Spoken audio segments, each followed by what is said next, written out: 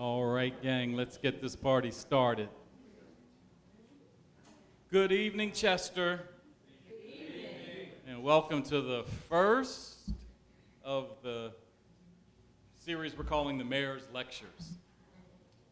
This was actually birthed a few years ago right behind me at MJ Freed Theater when the Pennsylvania Humanities Council was involved. And they had lectures on a pretty regular basis, and they were really amazing, very topical. They weren't always arts related. But the one thing I noticed was that they were always very important. Now, the same people generally came to all the lectures, but I thought we'd do the same thing here. Like, we got this great space, we finally got some audio-visual tools that we can take advantage of.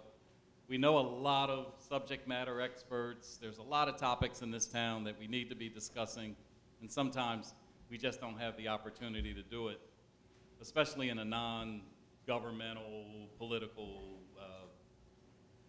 atmosphere. So I'm really counting on you guys. I don't have any evaluation forms, but when this is over, just shoot me a note or something and just let me know how you feel, what you think. We say we're going to do it once a month, but it's not limited to once a month. There's going to be at least one lecture a month. So as people become available, we'll be slotting them in, so you might see 2 or 3 a month. But you'll be guaranteed to see at least one per month. So we're starting off with, well, let me just read. Somebody wrote me some notes, and let me read those, and then I'll go there. I'm supposed to say welcome. Good evening, and welcome to the first of my new monthly Mayor Lecture series. I wanted to start hosting a lecture series here in City Hall to hear from experts on relevant topics, increase our learning, and get an informed dialogue going. In the next hour or so, we will hear a lecture and then have time for question and answers and discussion. So a little bit about who we're going to be listening to today, Professor John Caskey. I'm excited to welcome the professor tonight as our very first lecturer. You're like going down in history as the first. Congratulations. He's a Joe Wharton Professor of Economics at Swarthmore College. He has a BA from Harvard University and a PhD from Stanford University. That's pretty good credentials. He teaches courses in financial economics and urban economics. His research focuses on financial institutions serving low-income U.S. households and community economic development initiatives. He has authored many papers in the field, including Why is Chester, Pennsylvania so poor? The paper from which he will base tonight's lecture. So many of us, well, some of us, have read those 2 papers that he wrote a few years ago, the one I just mentioned, and then there was one on the school district, if I'm not mistaken. And man, did he hit us right between the eyes. So when he was brought to my attention as somebody who's still in the area, who's still interested in Chester, who still writes, who still teaches on these topics, I thought it would be great to open this series with him. For those of you who didn't read his papers, they're still available. For those of you who did read his papers, I literally changed the title to Housing and Chester's Challenges because I just thought, why is Chester, Pennsylvania so poor? Was a little too harsh of a statement and wouldn't get anybody out. So we're going to see, at least I'm going to see, has he changed his views any since he wrote that? And if he hasn't, it doesn't matter. We need to hear the truth, and this is why we're having this series with people like yourself. So without further ado, please join me in welcoming Professor John Caskey.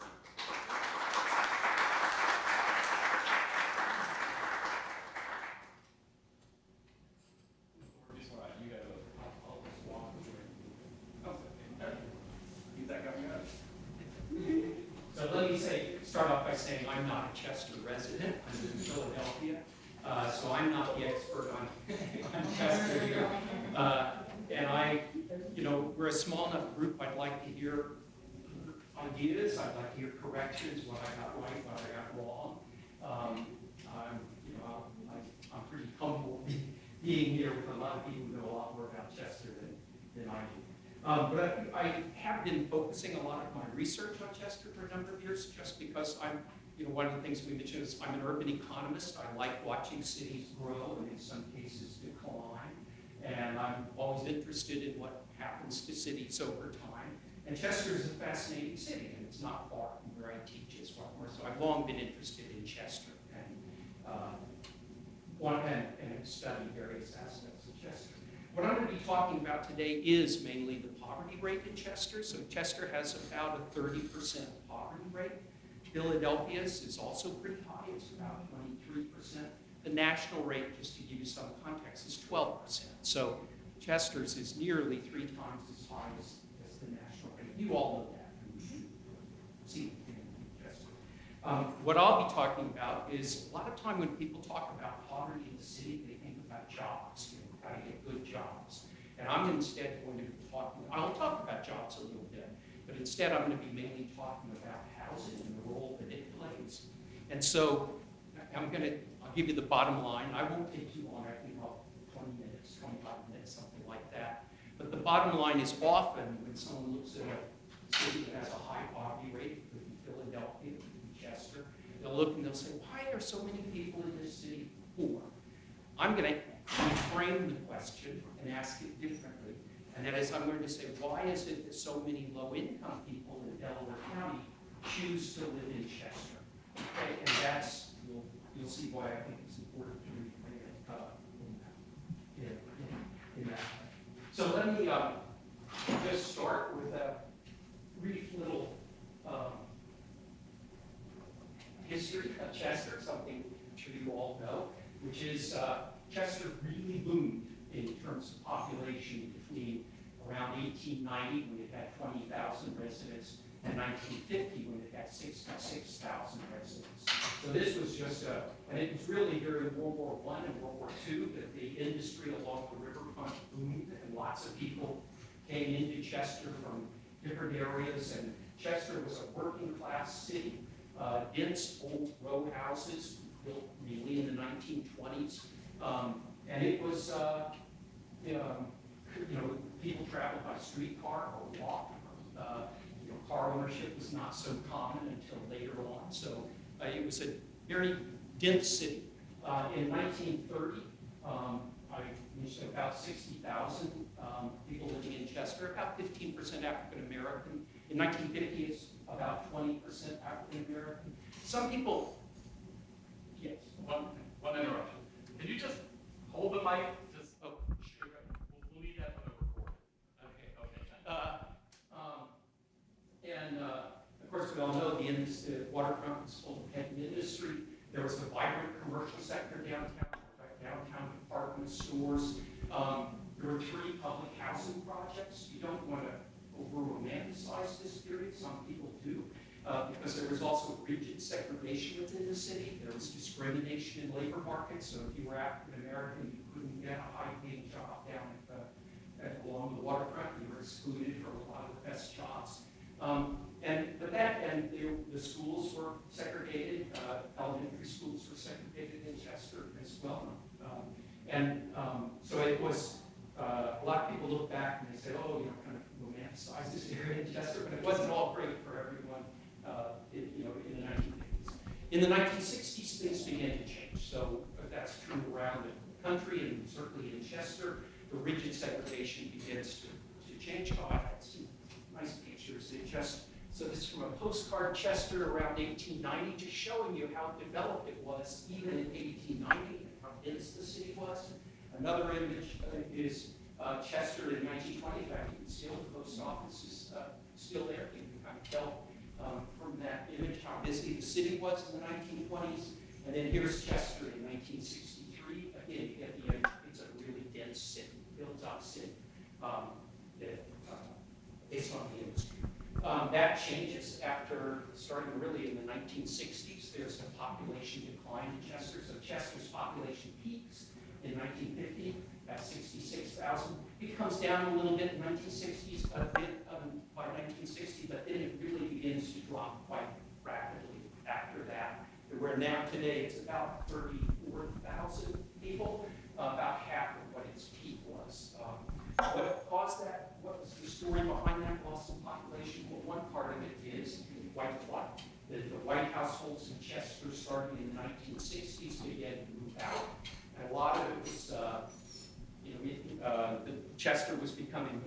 immigrated. African Americans were getting more political power, economic power, and a lot of whites in Chester were uncomfortable with that and began to move out. And we all know, you can see what happened to the white population. It dropped from 51,000 in 1950 down to about 5,000 today.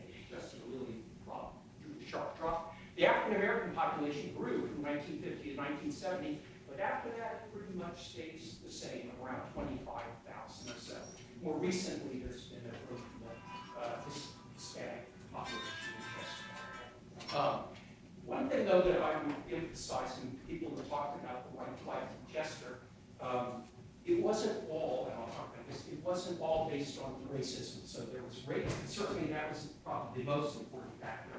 But another factor was changing standards of living. So imagine you're living here in 1960, you have a car, pretty common in 1960, and you're doing prosperous or whatever, and you say the housing in Chester is no longer meeting modern standards. The housing in Chester was built in the 1920s, mostly. The 1930s, Great Depression, so very little housing is getting built. During World War II, the war industry's revving up, not much housing being built, except to house war workers. So Chester has new housing being built to house war workers. But people want to get their two cars, and they say, I'm looking for a house with a yard, with off-street parking. I want 2 bathrooms instead of 3, or instead of 1, or whatever. And so it's not surprising all over the country there was a movement to newly developing suburbs as people moved out of dense old cities. And so what the movement out of Chester, to some degree, I think was a good thing, and I'd say that with Philadelphia as well. That those cities, we have this kind of romanticized notion, but a lot of those cities were full of housing that was just not very high quality by the 1960s, and people were looking to get out and see and find more modern housing. Of course, there's also a loss of industry. Everyone knows that, and commercial firms. So, I mentioned how in the 1950s you had downtown department stores. They're not here anymore. You had industry along the riverfront. A lot of that is no longer here. And so a lot of jobs were lost in manufacturing and in the retail sector. You say, why did those firms close or leave? A lot of factors. So some of them moved to the non-union South, trying to get lower wages. Some of them it's technology later. Some of them moved abroad. So new technology displaced workers as well. And in the case of the retail sector, the old department stores, they couldn't compete with the shopping malls with free parking. So remember, Chester's built for streetcars, so if you came in your car and wanted to go to the department store, it was kind of a hassle to find parking. And people were moving to the strip shopping malls where parking was free and abundant. And so that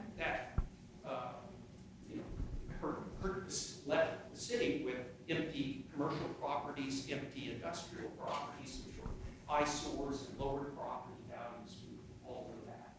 One thing that I think you don't want to make a mistake of thinking, though, is that people left Chester because there were a lack of jobs in Chester. As I talked about the loss of jobs in the industrial sector, but in the service sector, jobs were growing. In fact, the biggest employer in Chester now is the biggest sectors are education, healthcare, it's like that. In most parts of the country, we moved to a service sector economy, not so much manufacturing anymore.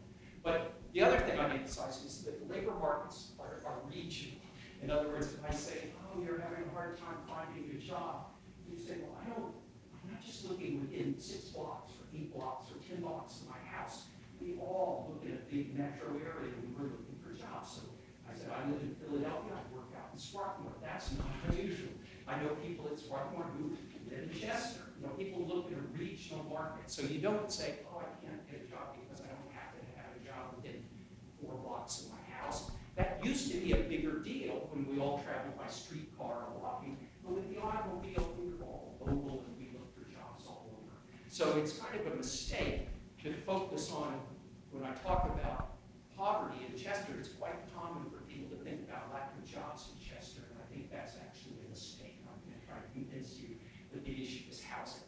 So one of the things, if you look at the census data, you'll notice that people who live in Chester mostly don't work in Chester.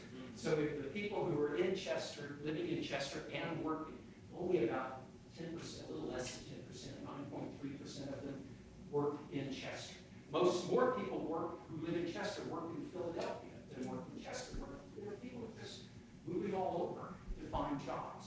It's also true that the people who work in Chester mostly don't live in Chester.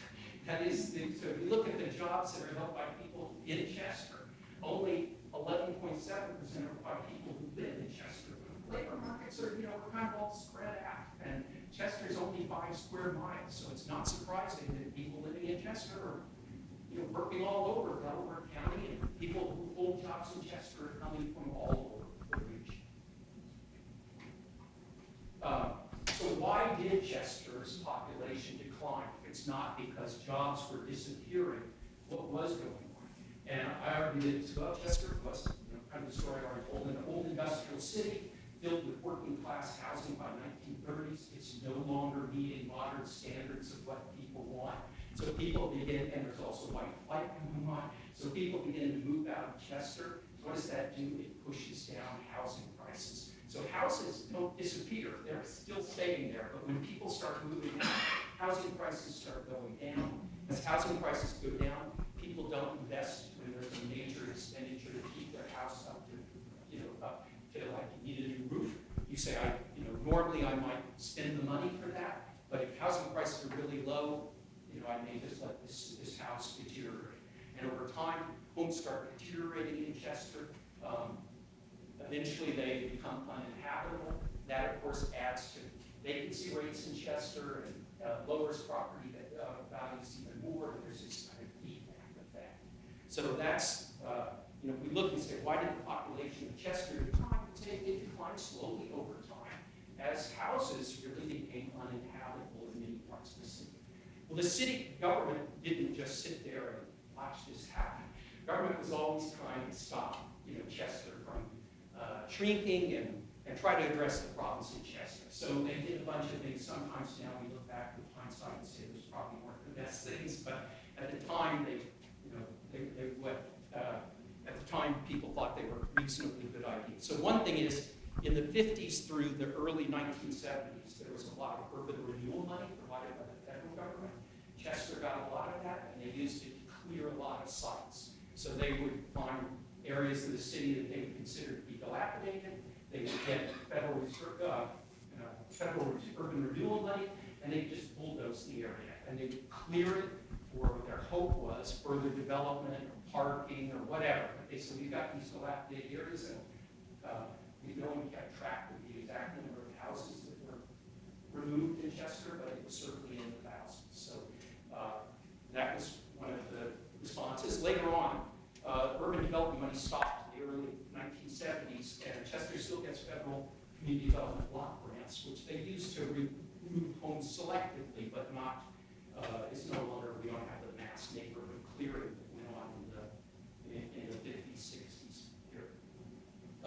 Chester also responded by welcoming development of subsidized housing for low and moderate income households, and I'll talk about that in more detail.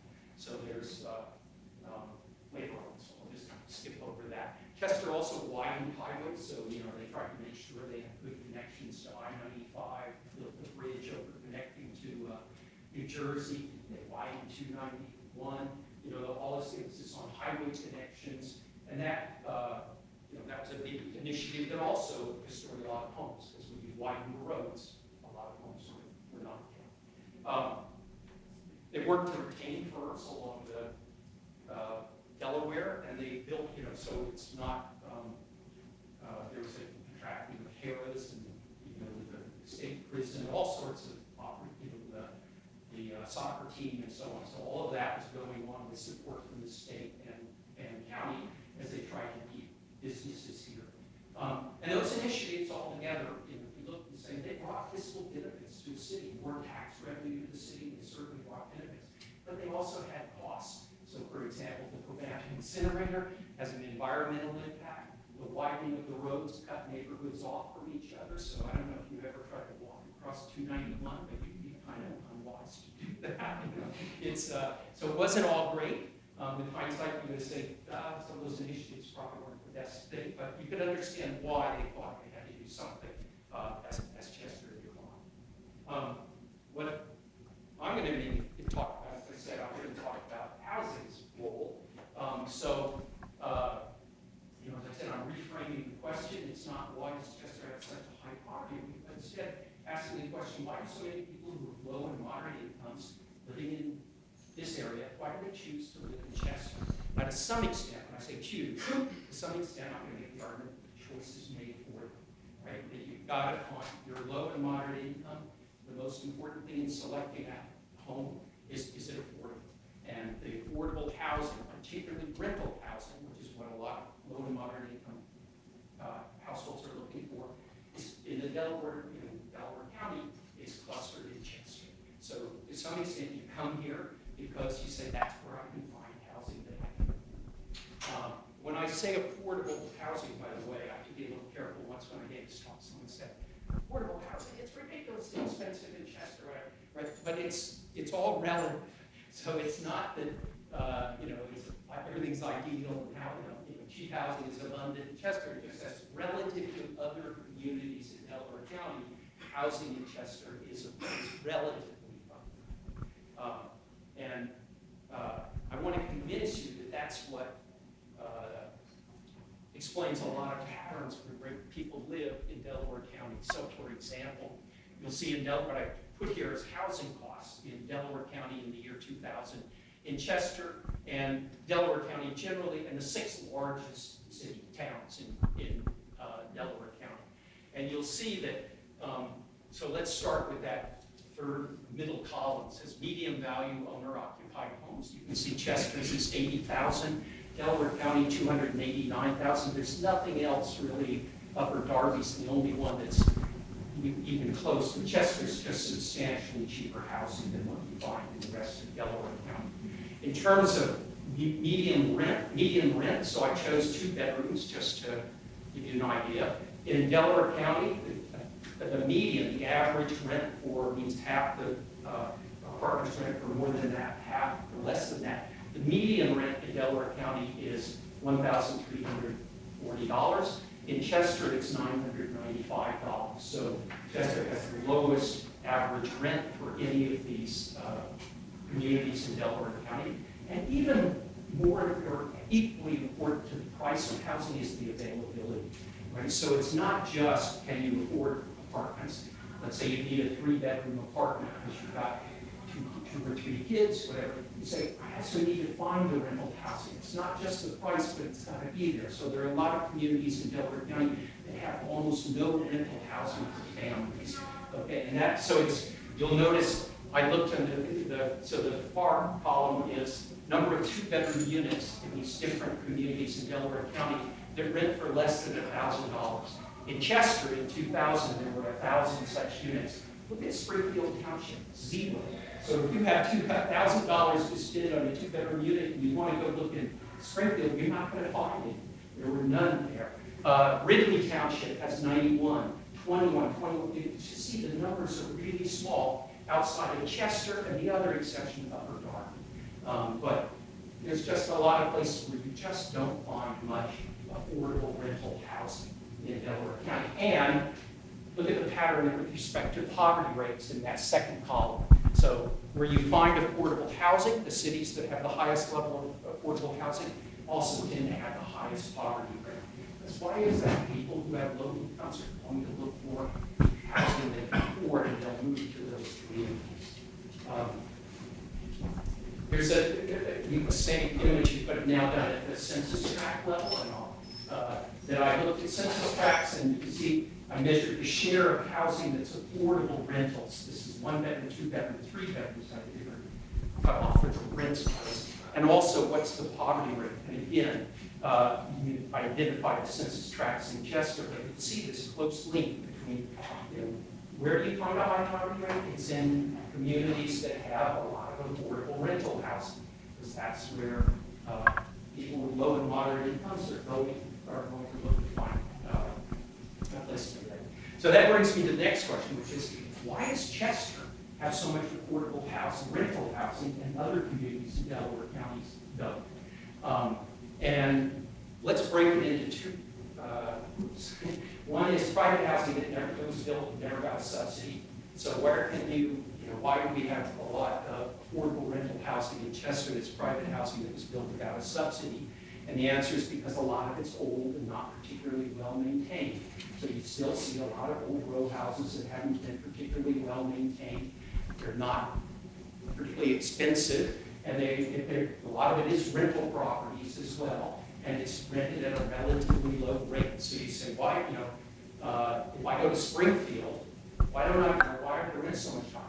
And you say, well, because you don't find, then what you see in Chester, you say you don't find old, poorly maintained row houses in Springfield because it was mostly developed in the 1960s and 70s. So it has a different type of housing, and it's more expensive than the housing you find in Chester. The second type of affordable housing in Chester is housing that was built with subsidies. So there's a reasonable amount of housing built with federal subsidies. So first is there's public housing that is operated by the Chester Housing Authority. And at first it was built in the 1940s. As you know, public housing was sort of popular as a solution to providing decent housing for people at an affordable price from the 40s till about the early 1970s when it began to fall out of favor. So a lot of public housing had been poorly maintained. It got a bad reputation because it had been poorly maintained as being substandard housing. And on top of that, there was this feeling among urban economists who say, the problem is not that people can't find housing, it's that they can't afford it when they find it. So we switched, the U.S. switched, and instead of building a lot more public housing, we renovated, Hope 6 in Chester renovated a lot of public housing. It looks pretty good now compared to what it used to look like. But we moved away from providing public housing to giving people vouchers. So the idea was to say, we'll give you a housing choice voucher. You take that, you find a private landlord, and you can use that to help pay the rent. Okay? And so that's what we've done over time. But we still have programs to help provide housing for people who would have a hard time going out in the market and just finding rental housing. And so we have these various programs. It's easy to confuse this, but there are the housing choice vouchers used to be called Section 8 certificates, and so some people use that name still. But it's important to separate that from housing that's built with using Section 8 funds that are only for renting to low and moderate income people. So there are, and I call that site-specific housing. So if you get a voucher, the government gives you a housing authority gives you a voucher, and you go out and find an apartment to rent. And if the landlord will if the rent's reasonable, called fair market rent, and if the landlord will accept the voucher, you can go rent. And in theory, you can take that voucher and go anywhere. Practically, you use that voucher. You don't have to stay in Chester. You can go anywhere in Delaware County if you like. Site-specific housing means housing that was built and is for low and moderate income households, but it's in a particular place. And Chester has a lot of that. So you've got public housing, that's site-specific housing. You have Section 8 housing that is site-specific. You have Section, all these are named after tax codes, 202 and 811. A lot of that's for seniors or disabled people or whatever. So there's a lot of that housing in Chester. And I think, I'll talk about, I think that's a good thing. Chester did the right thing. Other towns in Delaware County did not. And so we'll talk about that. So Chester is always welcome to that housing. And it makes sense, right? Because if you were a politician in Chester, whenever you look and you say, we've got a lot of people who are struggling to find decent housing. A lot of the housing in the city is deteriorated. Here's the federal government offering us money that we can use to build site-specific housing that's particularly for low and moderate income people. Let's take it and let's go build it. And Chester did a lot of that, and that made sense. Other towns in Delaware County didn't do that. So they specifically used zoning to keep that housing out. And you ask them why, they would say, well, we don't need it. so if you look at Springfield, one example, I don't know what the poverty rate in Springfield was, but it's like 1% or something. And Springfield would say, why would we be building housing for low and moderate income households here? Because we hardly have any low and moderate income households, right? But it's a loop. In other words, it's a circular loop. The reason you don't have any low and moderate income housing is because there's no households, is because there's no housing pool, right? So once if you keep out that housing, you're also keeping out low and moderate income households, and that's what happened in much of the rest of Delaware County. Delaware County has its own housing authority, and it did build public housing in the 1940s as well for initially, like Chester, initially it's for war workers and public housing. But look where they placed it as well. So it's placed right on the border of Chester. So you have a public housing for families. You have a pretty big public housing project in Upland, one in Chester Township, and the other in Ridley Township, all very close to Chester. So what's the net result of this over time? Chester welcoming, doing the appropriate thing, welcoming the development of site-specific public housing and other subsidized housing. By the way, this is what I call these section 202 and 811, this other housing that's site-specific. The developers are sometimes for-profit, not-for-profit. They take money from the federal government, they build the site-specific housing, and they agree to keep the rents low for 30 years or 40 years, and then only for low and moderate income. So if you look at the location of site-specific households, site-specific housing, subsidized housing in Delaware County, you'll notice, so I looked at the very top, you'll see Delaware County, I'm excluding Chester, so we're going to treat Chester separately. You'll see there are 800, these numbers are, this is 2017. If you updated it, there'd be a little bit more, but the pattern's still the same. So if you look at Delaware County, excluding Chester, there were 855 units of public housing in Delaware County outside of Chester.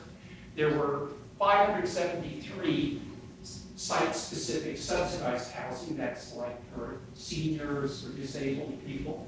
There are also 579 units that were built with low-income housing tax credits. So that's another way the federal government gives money to builders who are only going to rent to low and moderate income. So altogether in Delaware County, you see there are 2,007 subsidized housing units that are site-specific. Look at Chester. Chester is only 6% of the population of Delaware County. And yet you'll see they have 110. So basically you can say it has the same number of site-specific subsidized housing units as all the rest of Delaware County, even though Chester has just 6% of the population. It's heavily concentrated here. And again, as I say, even the Delaware County public housing, because it's outside Chester, it's right on the border of Chester. So we can see this as well with just an image of Chester, where the public housing units in Chester, and you can see this pattern all through Chester, a lot of public housing units, and nothing wrong with public housing. It meets a need, right? It's really important. It's not that Chester made a mistake. It's that the other cities in Delaware County are not doing their fair share. Chester stepped up to do it. But that has an implication. That implication is that's why so many low and moderate income households are living in Chester and not other parts of Delaware County. So almost 20% of Chester's overall housing is restricted to low and moderate. It's this site-specific public housing or subsidized housing, and only low and moderate income households can live in. You make $100,000, you cannot live in this subsidized housing. It's restricted to being low and moderate income. So in Chester, as I say, about 20% of households in Chester are living in this subsidized housing. In the rest of Delaware County, it's only 1%. So it's, and you say, why? It's not there. It doesn't exist in much in the rest of Delaware County. And I also mentioned that in theory, when you get a housing choice voucher, if you're lucky enough to get one, in theory, you can kind of go anywhere to rent as long as the landlord charges fair market rent or below and is willing to accept the voucher. A lot of the landlords are not. And so if you look at how people using vouchers, where are they living, they are also disproportionately concentrated in Chester. Chester, there in 2022, about 4,000 Delaware County households are renting their homes using housing choice vouchers. Almost 26% live in Chester. And so again, remember, Chester has only 6% of the county's population, but it's about 20%, 6% of the people using housing choice vouchers, because this is where they can find affordable rental housing where the landlords are willing to take the vouchers. So this, as I said, this housing in Chester meets a need, but it also creates problems for Chester because it's a fiscal burden. You don't have, when you attract a lot of low and moderate income households, they're not major taxpayers, right? And so Chester is struggling with fiscal problems.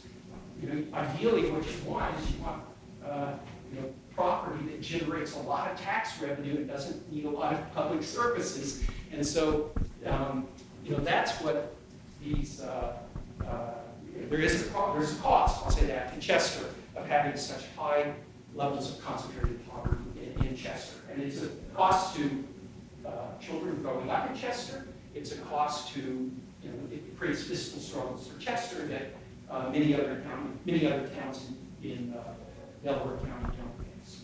So let me just conclude there. I'll start with one thing to say, a lot of times when you think about poverty in a city, you think about attracting jobs. And I said, one of my first points is, that won't do much about poverty in Chester. So let's imagine you attract some new firm, it has 250 jobs, they're good jobs, whatever, and you say, yeah, it's a big deal for Chester, they got 250 jobs, but it's not a big deal in the Philadelphia metropolitan area, right? And since we're all looking for work kind of throughout the Philadelphia metropolitan area, say it's not that important to me that I get jobs, 4 blocks away. I'm happy if there's one 14 blocks away, that I don't.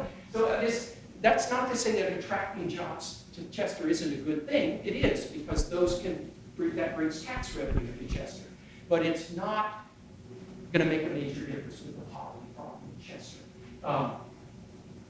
In addition, if you could wave a magic wand and raise, let's say you found, 300 moderate income households, and you raise a magic wand, and you could raise their income to $200,000 a year.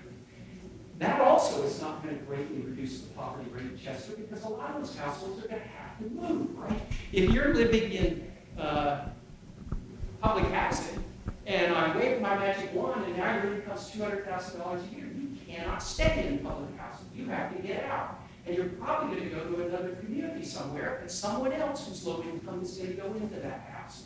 Right? So you don't, it helps people when you raise incomes, obviously, but it's not going to make a huge difference in the poverty problem in Chester, as long as there's lots of affordable rental housing in Chester that attracts moderate income households to Chester. So Chester was right to welcome affordable housing development. That was not a mistake.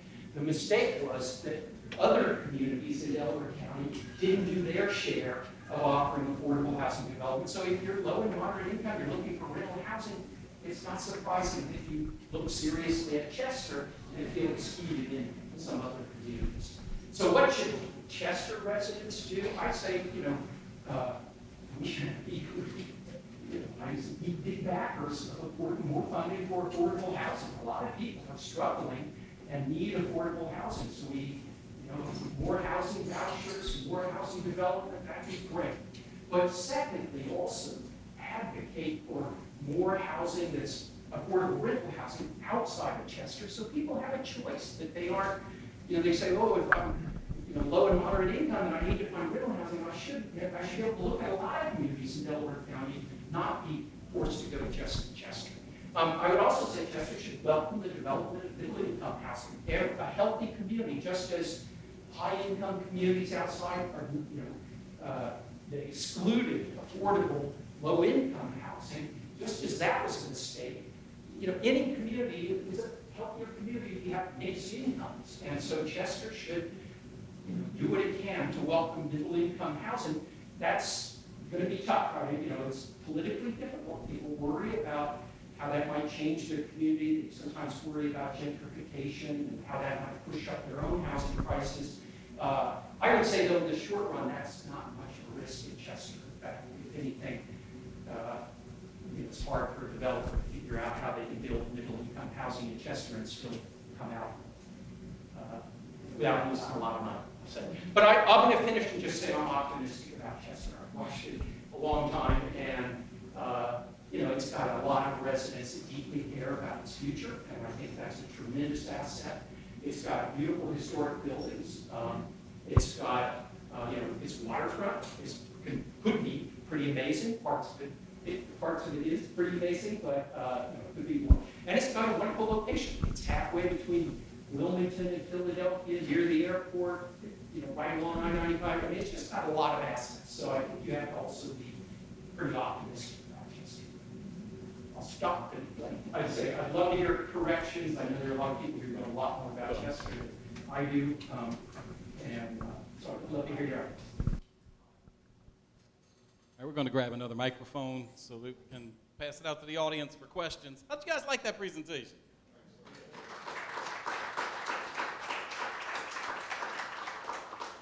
Was it what you expected to hear? Yeah, maybe, yes. Surprising? No, not surprising?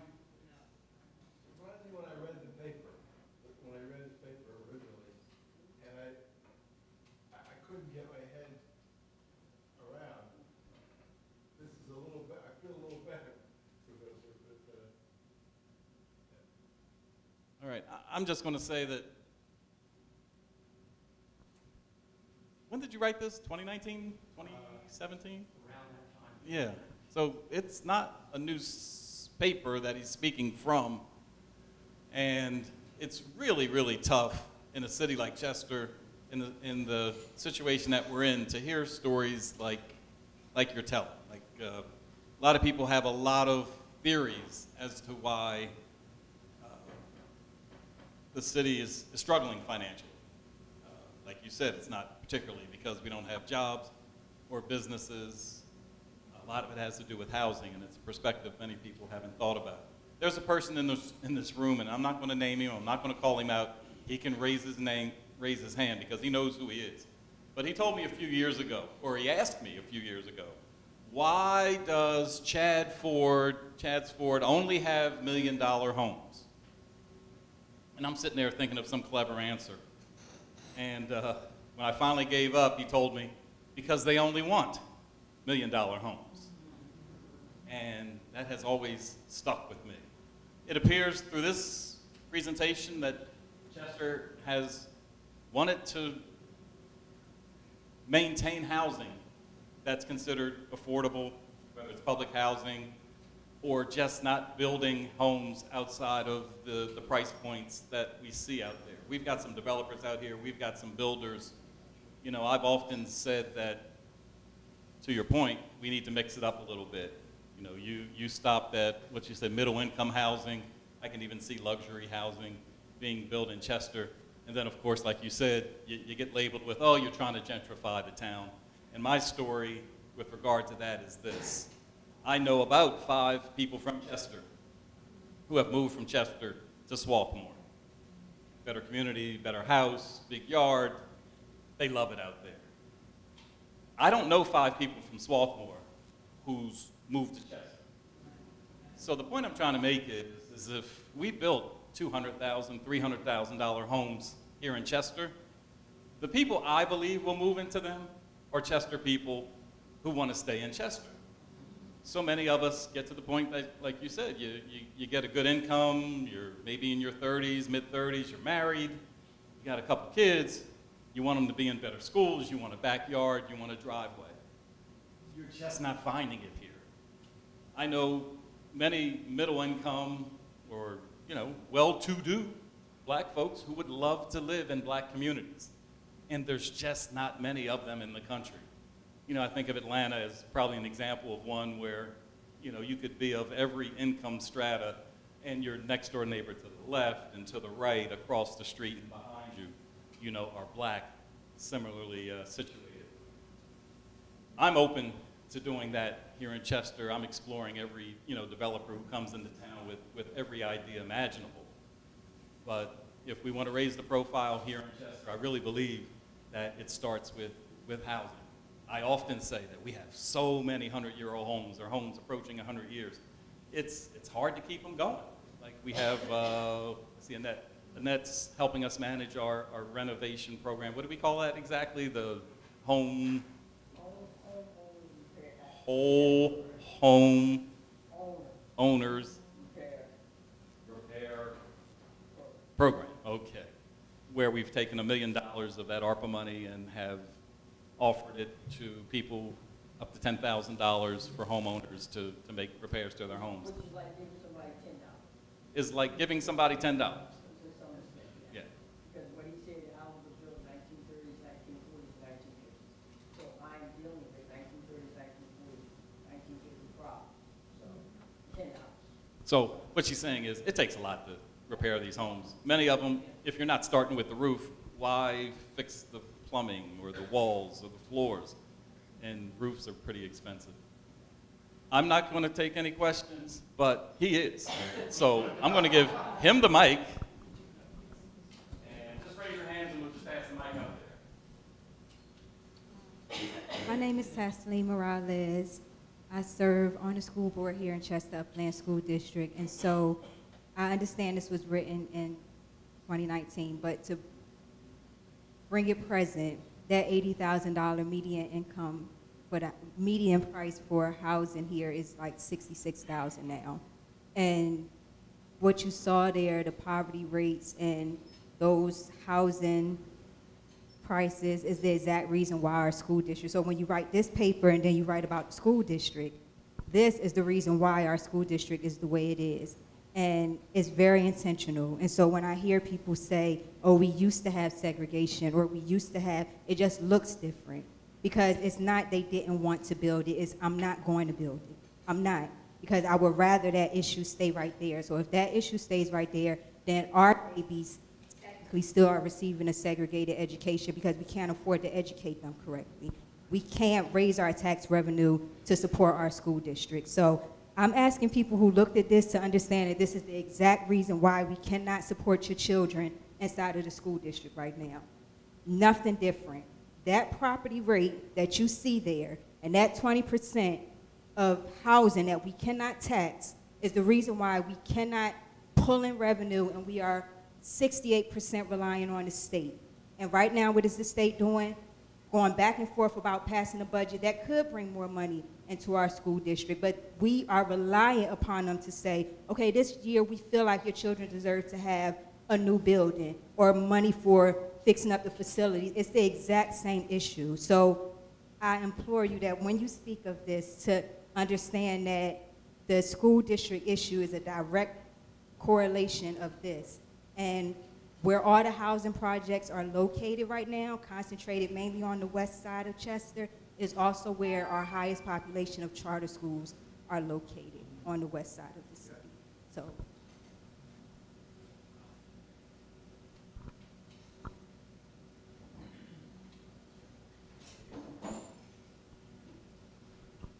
So I have a question, but I think it may end up having to be more so for the group. I'm curious, right? So I see where it says what should Chester residents do, but I'm trying to rationalize in my mind how this can work, understanding what comps are, right? Chester's 4.8 miles, right? So even if we were to bring in this $200,000 or $300,000 development, right? The cost would be that, but then the sales of the houses less than 5 miles in the area would bring down the economic value. So my question to you is, understanding the economic conundrum, never mind everything else, how do we fix that? Because you can't make Chester bigger, and I don't see how economically it works by bringing in a higher value house when you're still gonna have these lower value comps in the same area. I can't wrap my mind on how you extract or bring in that economic value, but I know it has to be something. And then, so that's the one thing, right? So what do we do in that situation? And then,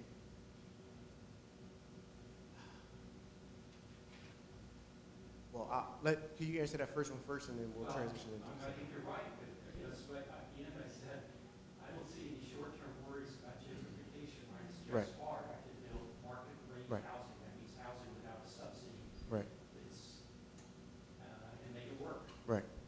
Because we don't have any extra land. Gary Williams. I'm a real estate broker down the street. You said earlier about white flight. How do we get white flight back? And would that have any impact on Chester issue, do you think? Or not even white flight, higher income flight? Yeah, I was gonna say, I don't Yeah, think yeah. the racial issues anymore. Is that, I mean, it's a barrier, right? A lot of whites will say, oh, I'm uncomfortable, whatever. But, you know, the mayor just said, she is talking about mixed income. You know, Chester can remain a majority African American community and do very well and thrive. You know, I don't think that's a problem. I think the problem is that getting the mix of income and, you know, fiscal strength so that it gets for substantial tax revenue and can provide good quality services and help the schools. I mean, that's a key issue as well. As an economist, do you know of any other cities that have a similar situation where you can give us like best practices of what they do? Yeah, you know, I mean, lucky cities, right? So,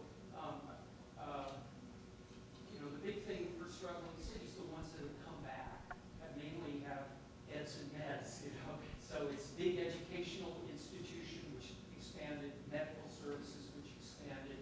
Certainly, Philadelphia has its struggles, but it's a pretty strong base of education, government buildings, medical facilities, and so on, and providing tax revenues that help the city do pretty well. And then there are kind of special cases. Detroit it's still struggling, so it's not out of the woods yet. But as you know, it went through bankruptcy 10 years ago, and it has enough businesses there that are kind of deep commitment and foundations to Detroit that's helped, certainly in its downtown, you know, come back. So people are talking about, I think it's a little early, are talking about how Detroit's kind of building back and coming back and so on. And it may, you know, I think it may turn the corner. Well, mine's is basically just a statement. My name is Alonzo Burton. I'm a local guy, investor in the town. And over the years, I've taken my own money, investors' money, and bank money. And that's what I believe it takes to make a project work, any project, okay? With listening to you, talking about all the housing projects and everything, it's something I've been thinking about for a long time. How do we turn the town around with all of these type of residents in the town with the poverty, with the crime, with the trash, and so forth? Well, I look at a Philadelphia, I look at a Wilmington. Wilmington is not the cleanest, not the safest. And we know Philadelphia is not the cleanest or the safest, but it's working, okay? You look at King of Prussia. They're not building 3,000 square foot homes in King of Prussia, okay? They're building apartments, 600 to 1,200 square feet, okay? King of Prussia, the last 15 years, I don't know how many units they've added, but you can't tell me 30,000 people haven't moved to King of Prussia the last 15 years. King of Prussia doesn't have a waterfront. I believe some major mistakes have been made in Chester with our waterfront, okay? I know what the casino give up in tax revenue. I know what the union is doing, but I believe they were mistakes in the town. That waterfront property was worth tens of millions of dollars, if not hundreds of millions of dollars, okay? Housing should have been put on the water. We have the deepest part of the Delaware River right here in Chester. We have no one living on the waterfront. We don't have one boat parking on our waterfront. We don't have no import-export on our waterfront. And it's happening right next door to us. Ridley have a marina, okay?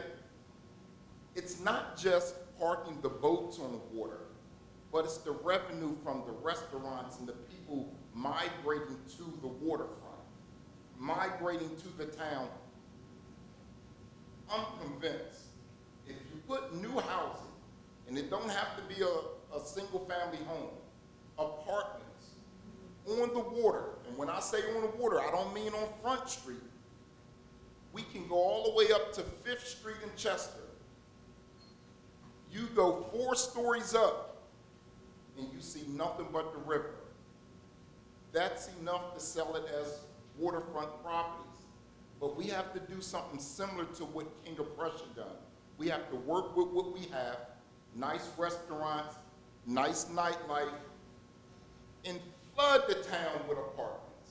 They're coming because we're convenient to so many different businesses. We're convenient. And I believe Chester looks better if you utilize the waterfront. But you have to give them something new. Every place here, like she just said, we're dealing with places that's 100 years old.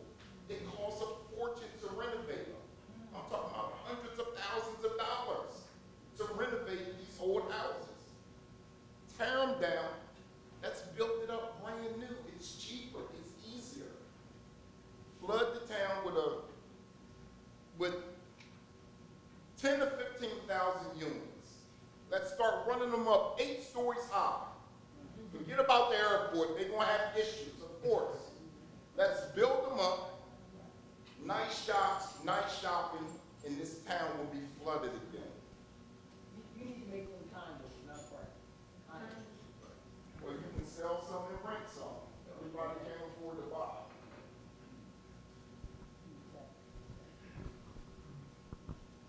My name is Joseph Grace. Professor Caskey is a great analyst for Chester.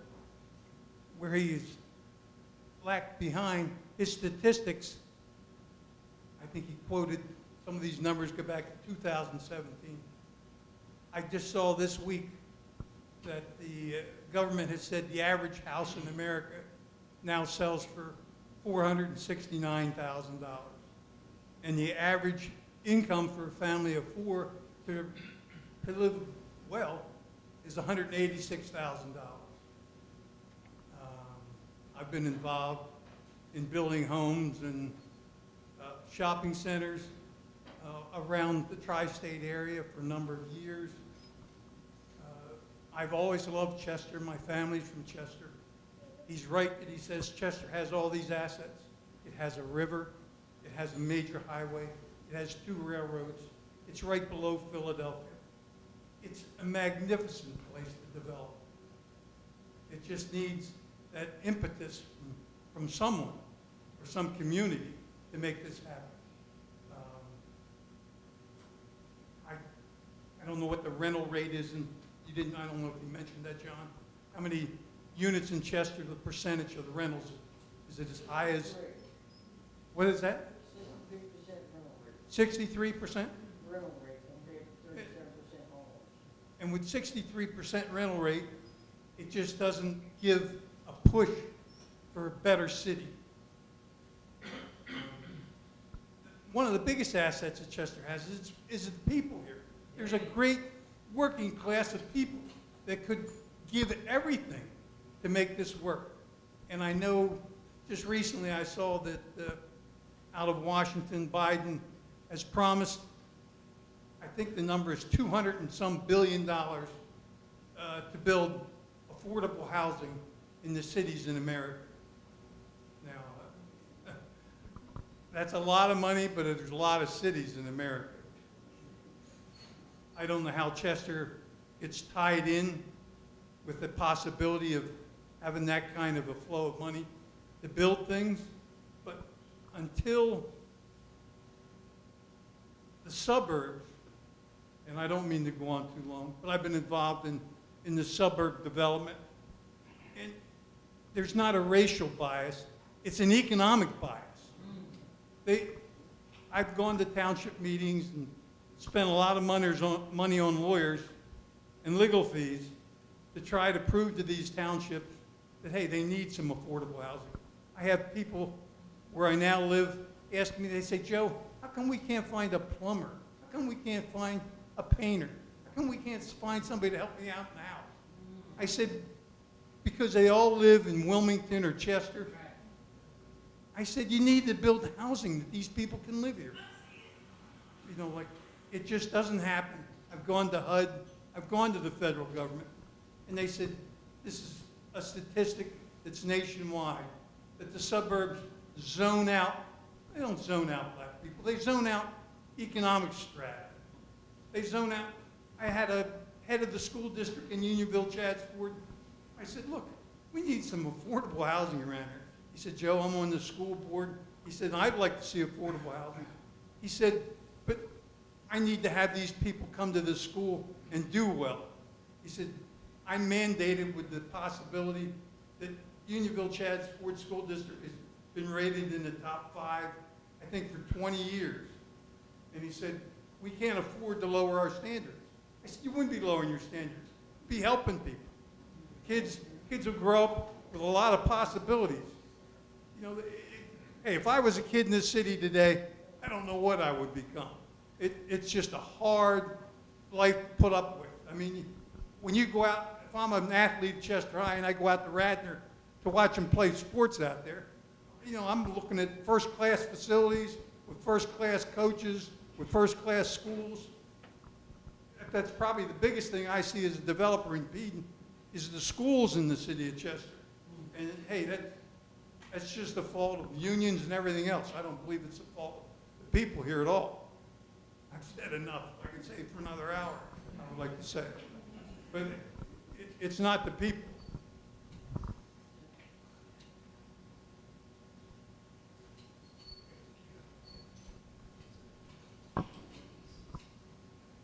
How you doing? I know I just walked in. I'm just reading your screen, and it's talking about the middle income. One thing about it, and I'm just reading off what you have. I'm sorry I just came in late. But you're talking about the middle income. Chester is not a middle income area.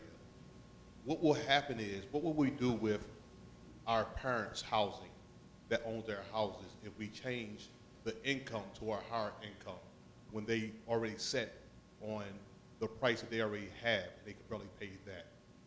We have, like Mookie said, we have a great area down on the waterfront. Why not develop that? If you develop the waterfront and make everything go down to the waterfront from Front Street to 5th Street, then we can have a beautiful place. We can leave the areas alone, even though it's lots. We can fix the lots up that's in the low income areas, fix those lots up, put low income housing in those lots, but put all the money and everything else and build up the waterfront, and it'll be a better place. And we still have the income of we'll still bring the income to the city off the waterfront. The waterfront been sitting there for 101 years. Ain't never did nothing with it. When we could develop on that waterfront, bring businesses down that waterfront, bring housing down that waterfront. Now you got waterfront property at a high rate. Philadelphia have, at the Penn's Landing, have waterfront property up there. Those condos up there is high. They're high price. We could do the same exact things there instead of trying to push out the whole the whole community to make it a middle income family when we're not even bringing middle income money into the families. So we're going to go back to what we had generations back, and we had 2-3 families in one house to try to make the income with the tax revenue. We can't bring that. When we do that, that's going to be a bad thing. So if we develop on the waterfront from Front Street to 5th Street, because you can't move the train track, develop that land, then we could do a great thing within the city, and we could develop this whole over town and everything else, and we could bring the revenue in. We could make new deals with the soccer stadium, and we could make new deals with the prison. We could make new deals with Harris. This is the revenue that we need to start touching into instead of trying to bring the revenue from the tax owners and different landlords that's trying to bring up the community as a whole. Because like I said, I can't have my mother losing her property over to try to make her area or her property back to middle income when she's already on a fixed income. We're gonna be losing a whole lot of on families and seniors that owned their houses from way back then.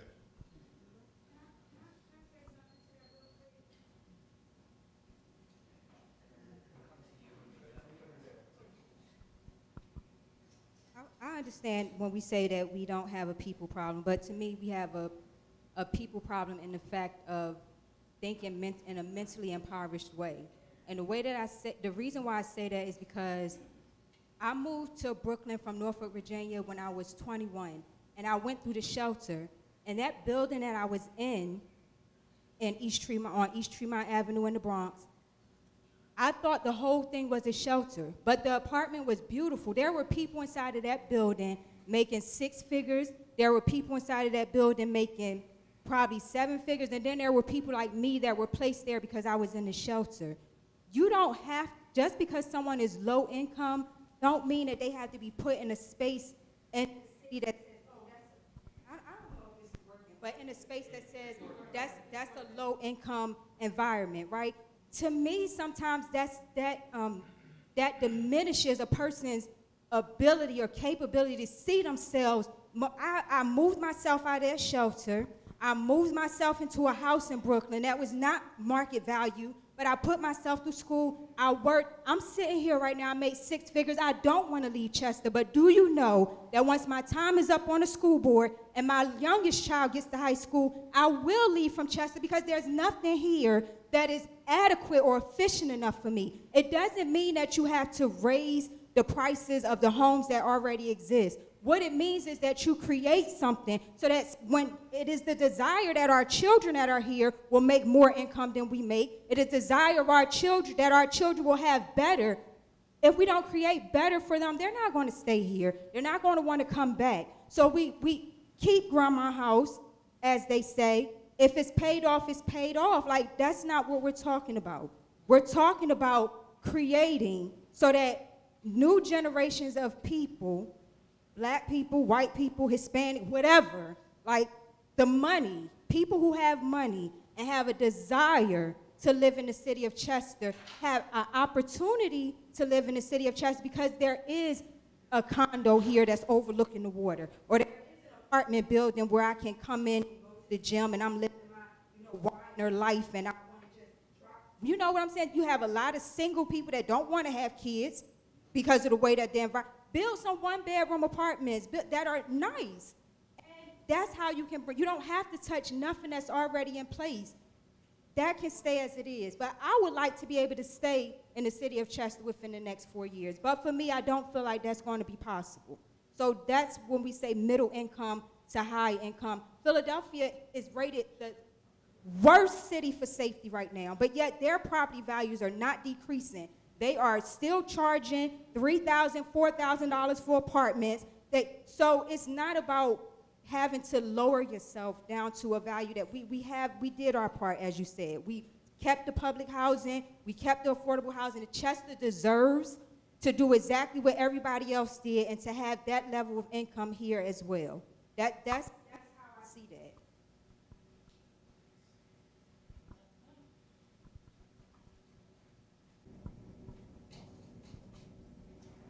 Testing, 1, 2, 3. Can you hear that? My name is Bob McLaughlin. I was born, raised, educated through college here in Chester, and I'm proud of it. I sort of love Chester. I was fortunate to be raised here, and I feel that it was a great city, and and it can be again a great city. The people here, the same people that I grew up with, whether the faces and the color and the sizes and the numbers change, but they're the same people, everyday working day people. When we first met, it was a pleasure, and I was given, unfortunately, a copy of the report that you presented tonight. And it disturbed me. It wasn't a surprise. Every city that is struggling, especially black communities, and also the white communities in the South and some of the places out in the far West, have the same problems. But Um, so that bothered me. But my first question after I read it, and I took copious notes because I can't help but take notes, so I know what I heard and what I understood. I want to thank you for bringing those numbers and the statistics here, because even though they're disturbing, they are facts.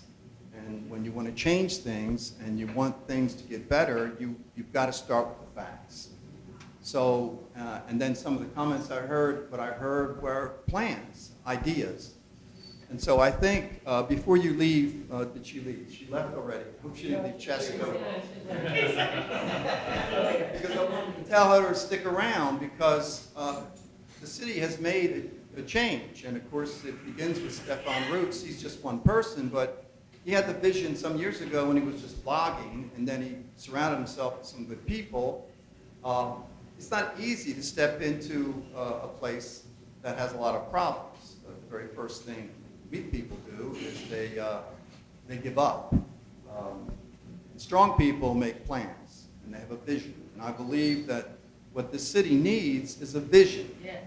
And that vision begins with your facts, and then it begins with plans. A master plan, and maybe that master plan is in the new administration has a series of 5-year plans. So you can't raise money. You can get investors, but you have to find a way why people will come back to Chester. Chester has the physical things that are here. They just need to attract people. How do you attract people back? You make sure that they feel safe, that there's good housing to live in, that there's restaurants, as this gentleman had mentioned, that the port, the waterfronts are functional. You can't do that overnight, but in a series of 5-year plans, you can pick a community, an area, and begin with seed projects. So maybe you take a section, maybe a 10-square block section, maybe bigger actually. And I see when I was running through the streets, canvassing, I've seen some really nice communities and houses here that are well kept in the different communities. One first floor down here over in the West Wing and so forth. So with that bit that's been done, and with vision, and I do believe with the master plan that must include the state, the county, and the federal government to fund these things. There are plans. You have to find a way to use the money wisely and have a good plan. And so I think that that's here, can be here, and those things will come, but they do not come overnight. But you do need to have successes. If you have a restaurant that nobody's coming to because of various number of reasons, you need to change it. Sometimes you just begin with one item on the menu, and you make it with quality, and you get it right, and you put more lights or whatever, but you bring them in. And when you bring the people in, they will tell others.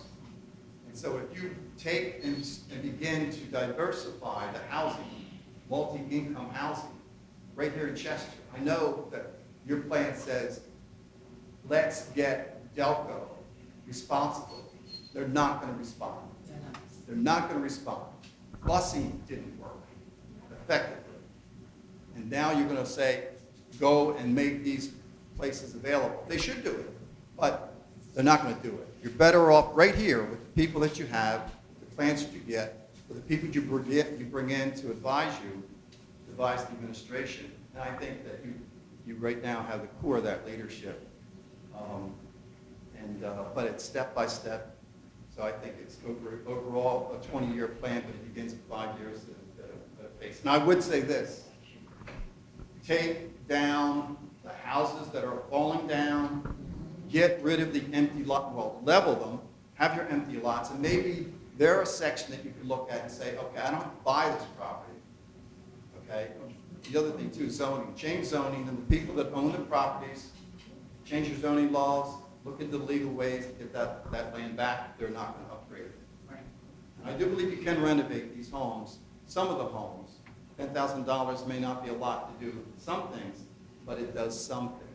And then maybe every year that gets renewed to that particular housing, but new housing and new ways and new visions. Thanks.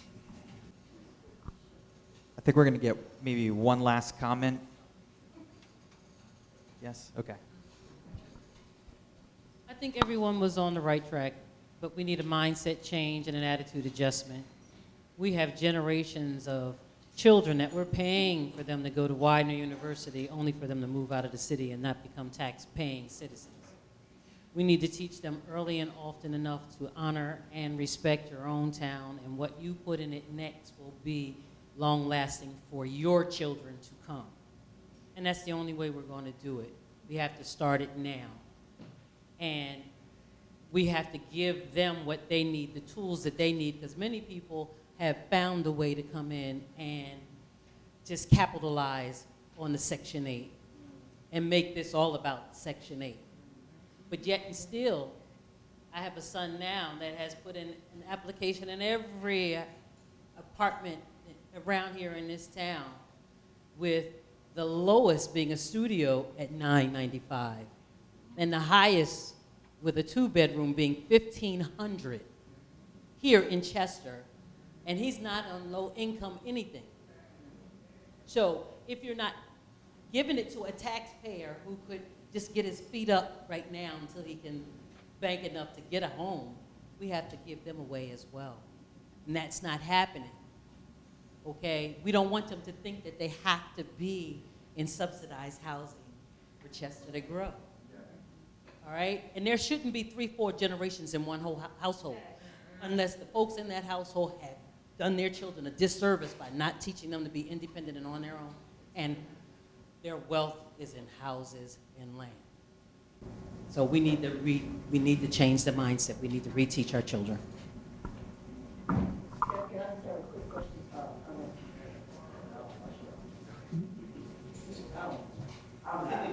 I'm just curious. I'm sorry. I'm just curious.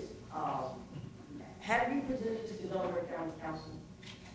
Have you presented this particular study to Delaware County Council?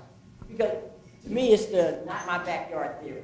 And so now Delaware County has, for the past year and a half, been doing housing task force, and that's countywide. So we're looking at strategies to increase housing units throughout the county. So to look at this and say, for decades, it's been a not my backyard theory outside of the city of Chester. So they need to know this, and they need to see this. Because if they're truly looking to expand housing throughout the entire county, then they can't keep us segregated.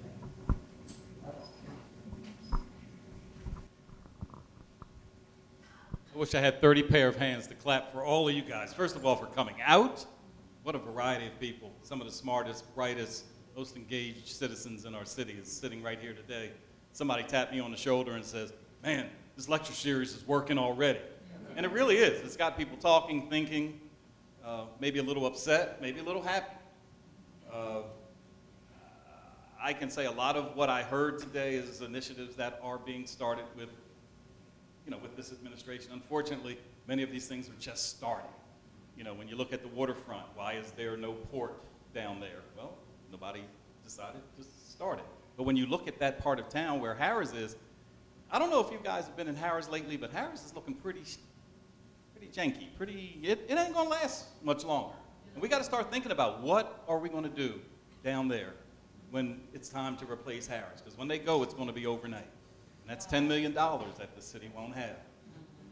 We talk about, Andrew, I love your point that, yeah, $300,000 homes, maybe a gated community here or there, but we don't have a lot of land. But to Mr. Burton's point, we gotta build up, we gotta build up, we gotta build up. There's really no limit to building up. We have to increase the density in this town. Wouldn't it be great if we had some angel like a Dan Gilbert who's helping to save Detroit? Some billionaire who just gets in and gets it started. We don't have that here. We don't have that here. But by the same token, many people are talking about. Not yet. Not yet. All right. Well, that's what we're talking about. Not yet. But we have a lot of individuals here who are developers, but they knock on this door almost every day. They come with great ideas, some with great plans, some with great concepts. Nobody yet with great money. You know, this town is for the taking, you guys. I mean, I think that's what we've learned today. It's wide open for anybody who knows what they're doing, can cobble their money together. City government's not stopping you. The police aren't stopping you. Mr. Caskey isn't stopping you. There's a lot of opportunity in this town. And, you know, we really believe in what we have here as a value proposition. You know, it's really going to take all of us to just put our pennies together and get something going. There's some people in this room who want to spend their last dime developing here in the city, and I'm just trying to find a way to make it happen because they're sincere about that. And there's others who have great ideas. We really have to get our heads together, put our money together, and, you know, like somebody said, I'm sorry I don't remember, I think it was Bob there, you just start with something small. Density. I mean, I love the fact, and I never expected to see this, how you presented the people who live in Chester who don't work in Chester and the people who work in Chester who don't live in Chester. I experienced that in a very real way. As a guy trying to get petitions signed, I thought I'd sit in front of a train station and catch people going to work from Chester just to sign my petition. And what I found was, it was a lot of people before I found a Chester person. And the first Chester person I saw said, man, I wish I could work in Chester. I got to catch this bus every day and leave. There's a lot of people who come to Chester who drive many, many miles. And I really believe they would love to live in Chester just to cut their commute down. So there's people who would live here if the housing, I believe, was a little more modern, a little more available, and people don't mind living in apartments anymore.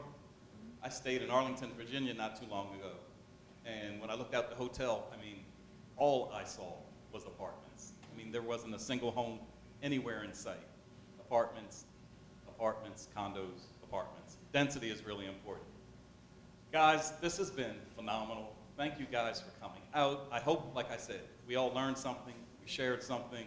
This recording will be up on our website, I think, at some point. As we amass these lectures, it will just be a library of these type of topics.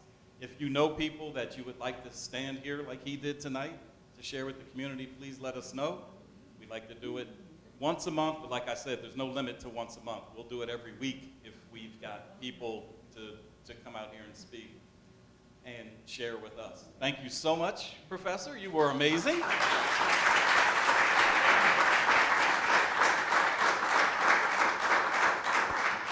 Because I'm fiscally conscious, y'all better get out this building so I don't have to pay all this overtime to the guy downstairs. Thanks so much, y'all, for coming. Have a good evening. Thank you, Justin. Someone asked, when's our next one? We've got like 5 topics lined up, but we haven't scheduled them, so we'll let you know.